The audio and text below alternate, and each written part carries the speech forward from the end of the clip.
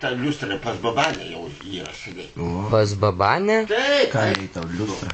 Prikabino, jisai tik... Aišku, prikabino. Ir peledinę prikabino. Velnė. Tai, girdi, tau reikia galvos operacijas pasidaryti, ja. Jie, bet aš atsimenu, žinok, jog mačiau, kad tu tą lempą ant kupros nešeisi. Aš atsinešiau tik tai kada. Ne, tu ją įsineši. Prisisegėsiu čia. O gal pas babanę reikia nueiti ir rasti tą lempą? Va, viską jis ten. Tu parodyk tu jam tą visą, girdi, kas ten yra jam. Kaip chamiakas viską neša. Peleninė ir... Eifelbokš panaš gal varis, nahui.